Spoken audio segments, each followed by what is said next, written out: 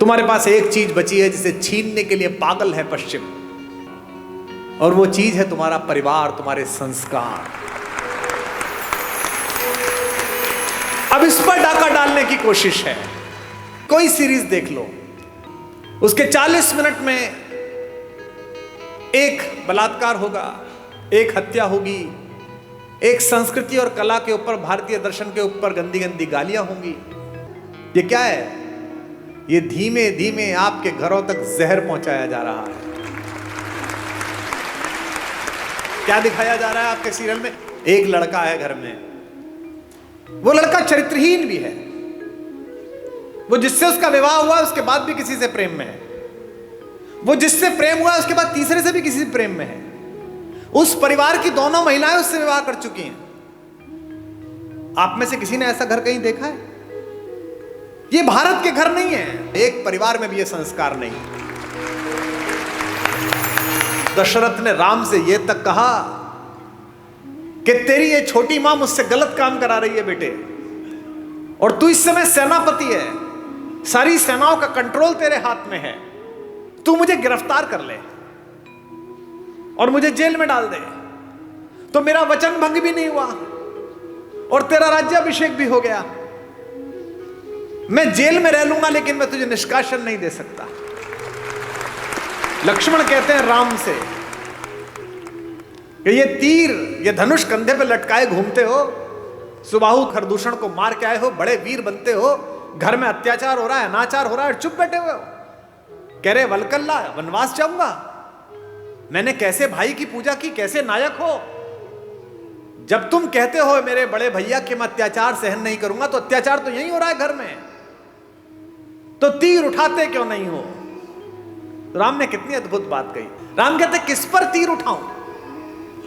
इस मां पर बचपन में जिसका सपना देख के इसके पास आकर सोया हूं, इस पिता पर जिसने सुबह अपने बाल बनाते समय एक सफेद बाल देखा और उस बाल को देखकर गुरु वशिष्ठ के घर गए और कहा कि अब बस मेरा राज्य समाप्त हुआ, राम को दे दीजिए। या इस भरत पर, पाप भी जिसकी सोच की सीमा के बाहर खड़ा होकर प्रणाम करता है कि यहां नहीं जा सकता। किस पर तीर चलाने के लिए बोलता है? बता।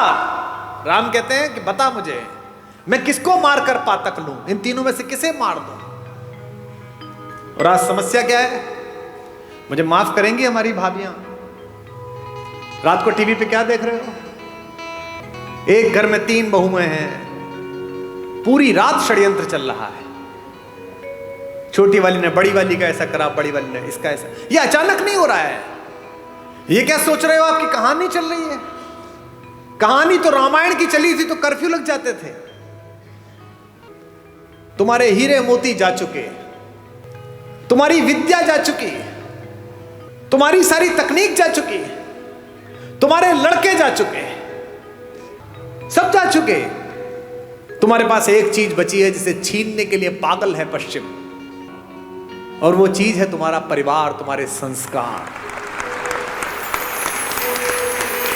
अब इस पर डाका डालने की कोशिश है। कोई सीरीज देख लो, उसके 40 मिनट में एक बलात्कार होगा, एक हत्या होगी, एक संस्कृति और कला के ऊपर, भारतीय दर्शन के ऊपर गंदी गंदी गालियां होंगी। ये क्या है? ये धीमे धीमे आपके घरों तक जहर पहुंचाया जा रहा है। क्या दिखाया जा रहा है आपके सीरियल में? एक लड़का है घर में, वो लड़का चरित्रहीन भी है, वो जिससे उसका विवाह हुआ उसके बाद भी किसी से प्रेम में है, वो जिससे प्रेम हुआ उसके बाद तीसरे से भी किसी से प्रेम में है। उस परिवार की दोनों महिलाएं उससे विवाह कर चुकी हैं। आप में से किसी ने ऐसा घर कहीं देखा है? ये भारत के घर नहीं है। एक परिवार में भी ये संस्कार नहीं, लेकिन ये डालने की कोशिश की जा रही है कि ये सही है। राम को त्रैलोक्य में सौंदर्य के पहले 5-10 नाम में आने वाली रावण की अनित्य सुंदरी बहन सूपनखा प्रस्ताव देती है कि जंगल है, कौन देखेगा, मुझसे प्रेम कर ले, विवाह कर ले। और ये तो वैसे भी बिना माँ बाप के तेरे साथ आई है, तो सब निभा लेगी। राम कहते हैं माता मेरा विवाह हो चुका। लक्ष्मण से कहती है, लक्ष्मण भी यही करते हैं, गुस्से में सीता को हानि पहुंचाने की कोशिश करती है और ऐसे में अस्त्र उठता है और उसकी नाक पर चोट लग जाती है, जो रावण के गुस्से का कारण बनी है। ये राम है जो जंगल में भी मिले हुए इस अश्लील, अशालीन, असंस्कारी, अपारिवारिक अवसर को ठुकरा देते हैं। और एक रावण है जो पंचकन्याओं में पूजित माता मंदोदरी का पति होने के बावजूद भी सिर्फ इतना सुनकर कि जंगल में दो लोग घूम रहे हैं, उनकी बीवी बहुत अच्छी है, उसके पीछे लग जाता है, इसीलिए उसके कुल वंश का नाश होता है, सारी पीढ़ियां ध्वस्त हो जाती हैं, सब लोग समाप्त हो जाते हैं।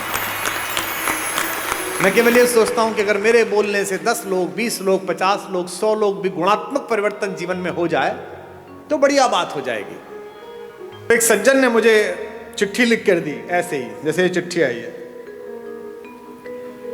कि साहब वो मैं कल आया था, आपने राम और भरत के प्रेम के विषय में बताया, और मेरे सगे भाई साहब जो हैं वह हिम्मतनगर गुजरात में रहते हैं, और मेरा उनसे 25-30 साल से संपत्ति विवाद चल रहा है। ना मैं उनके बच्चों की शादी में गया, ना वो मेरे शादी में आए, पर कल रात सुन के मैं बहुत रोया। अब कल जब आपका कार्यक्रम समाप्त हो जाएगा तो मैंने दोनों बेटों को, बहुओं को लेकर मैं जा रहा हूं हिम्मतनगर, और संपत्ति के और अदालत के सारे कागज लेकर उनके चरणों में रख दूंगा और कह दूंगा भैया जो आप जाने करिए, बस मुझे माफ कर दीजिए, मुझे चरणों में स्थान दीजिए। मुझे लगता है कि यही आपका पारिश्रमिक है, यही आपका प्रतिफल है। जिस समय आप दूसरे में ईश्वर देखना प्रारंभ कर देंगे, उस समय ईर्ष्या, कुंठा, बेईमानी, दुष्टताएं सबका विलोप हो जाएगा। और ये पृथ्वी इसीलिए बची हुई है अभी तक भी कि इसमें अच्छे लोगों का प्रतिशत ज्यादा है, बुरे लोगों का प्रतिशत कम है। हमारे एक शायर का शेर है कि दुनिया नफरतों की आखिरी स्टेज पर है, इलाज इसका मोहब्बत के सिवा कुछ भी नहीं। ये दोनों भाई थे, यूक्रेन और रूस, एक दूसरे के खून के प्यासे हैं, निरपराध लोगों को मार रहे हैं। और मरवा कौन रहा है? वो बाहर बैठा हुआ एक आदमी, वो यूक्रेन से कह रहा तो चिंता मत करना, हथियार कितने में मिलेंगे तू जारी रख। ऐसे बहुत लोग मिलेंगे आपके परिवार में बाहर खड़े हुए, जो आपके बच्चों को, आपकी बेटियों को, आपके बेटों को आपको सिखाएंगे कि घर में लड़ाई है, जारी रख, मैं तेरे साथ खड़ा हूं। वो अपने साथ खड़े, आपके साथ नहीं खड़े हुए। जो भी व्यक्ति ऐसी बात करता मिले कि चिंता मत करना, मैं तेरे साथ खड़ा हूं, अपने भाई के खिलाफ हो जा, बहन के खिलाफ हो जा, मां के खिलाफ हो जा, समझना कि वो आपके साथ नहीं खड़ा है। क्योंकि जो आपके साथ खड़ा है वो कह रहा है कोई बात नहीं, थोड़ा नुकसान फायदा चलता रहता है। राम से सब छिना लेकिन सब मिला। इसीलिए मैं बार बार अपने सत्र में एक बात कहता हूं, महत्वाकांक्षा खूब रखिए, लालच शून्य रखिए। ये जो आपके पास है, इसे जब तक पर्याप्त मानते रहोगे तब तक खुश रहोगे। जिस दिन दूसरे के पास जो है उसको प्राप्त करने की कोशिश करोगे, उस दिन कष्ट में आ जाओगे। टेलीविजन पर क्या विज्ञापन आ रहा है? ये दो भाई बहन बैठे हैं, ये एक मामा जी बैठे, एक माता बैठी है। इनमें प्रेम की क्या कमी है भैया? 2 शताब्दी से ज्यादा का प्रेम है दोनों का एक दूसरे से, भैया बहन का। हमको क्या सिखाया जा रहा है? रक्षाबंधन से 5 दिन पहले एक डायमंड की कंपनी आती है, वो कहती है इस रक्षाबंधन बहन को ये हीरा दे दो। हमको क्या सिखाया जा रहा है? करवा चौथ पर ये डायमंड दे दो। यहां तक कि घर में हम कौन सा कुकर खरीदें, इस पर भी प्रेम। जो बीवी से करे प्यार, वो इस फला कुकर से कैसे करें इनकार?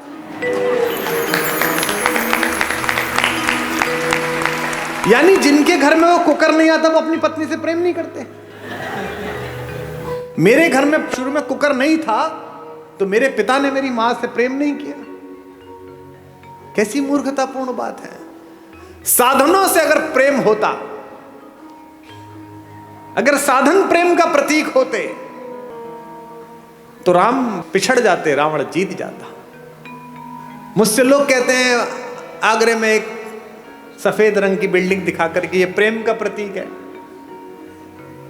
इसे प्रेम का प्रतीक बताते हो? ये प्रेम का प्रतीक है?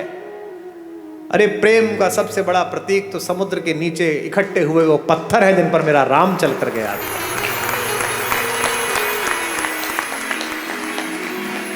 राम ने कहा है ऐसी की तैसी इस पर्वत की, ऐसी की तैसी इस समुद्र की। अगर मेरी प्रेमिका मेरी पत्नी के बीच में कोई आया है तो 7 समंदर पार छुपाओ, उसके घर में जाके मारूंगा। ये प्रेम है, इसे प्यार कहते हैं। प्रेम साधन पर कैसे निर्भर हो गया? महिलाएं एक दूसरे से पूछती हैं इस बार करवा चौथ पे क्या दिलाया, इस बार एनिवर्सरी पे क्या दिलाया। नहीं, उपहार देने चाहिए, लेने चाहिए, अच्छी बात है, पर इससे प्रेम कैसे जस्टिफाई हो रहा है? कोई ज्योतिषी बता सकता है कि इस वाली शादी में इतने कैरेट का हीरा दे दो, इसके बाद तलाक नहीं होगा? बता सकता है? नहीं बता सकता। लेकिन अगर माओ ने बेटियों में संस्कार डाले हों कि जिस घर जा रही हो उस घर में जो मां है वो भी मां ही है, अगर पिताओं ने पुत्रों में संस्कार डाले हों कि जिसकी बेटी इस घर में आ रही है उसका उतना ही अधिकार है जितना तेरा इस घर पर अधिकार है, तो हीरे की जरूरत ही नहीं है, घर ही अयोध्या बन जाएगा।